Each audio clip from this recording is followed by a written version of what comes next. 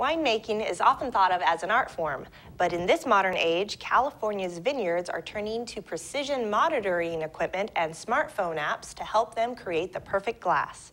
Spencer Graham has a story as reported by the Associated Press. Winemakers in California's Napa Valley can hardly escape the technological culture that surrounds them. At Palma's Winery, a family-run operation in Napa, winemakers use their high-tech monitoring system to gain full control over the winemaking process. CEO of Palma's Winery, Florencia Palmas, says many parts of the winemaking process are now checked using technology. We have automatic data collection in the vineyard to help analyze both the sugar levels and the hydration levels of the plants themselves. And then in the winery, we have automatic sensors for temperature and bricks in the fermenters to help us think about where, what direction the fermentation should go real time. Palmas says that she can check details remotely on either a desktop computer or a tablet. Rather than spending a few hours a day collecting data, you can actually come straight in, look at wines, taste wines, think about them, and see the information. So more of your time is spent in the creative art of winemaking rather than in just sort of the rote work of winemaking.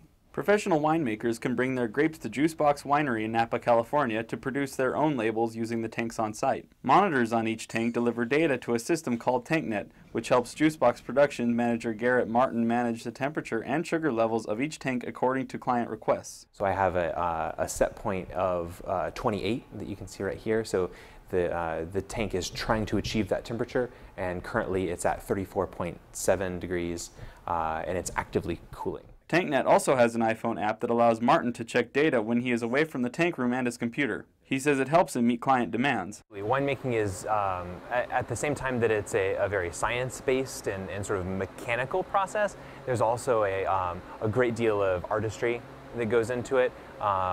Something as subjective as taste. It's really up to the individual winemaker or the individual artist at that point what they want their end product to be like, and to try to do things that affect change to get to that place. Most wines go through fermentation in a tank, and they are transferred to barrels for aging in a cool room. In spite of all the control winemakers have over the process through Juicebox's machinery and software, Drew Huffing of Tuck Beckstoffer's Wines comes in every day to taste how each tank is coming along.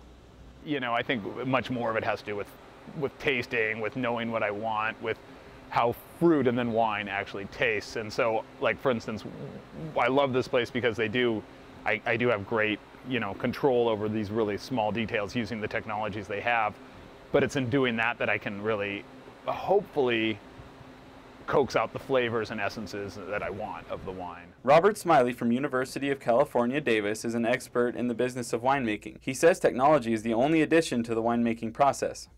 The wine industry is more than 5,000 years old, and one thing that's interesting is how little it's changed. You pick the grapes, you crush the grapes, you put them in a fermenter, you ferment the grapes, the sugar converts to alcohol, and then you put it in a container. So you have to monitor all that.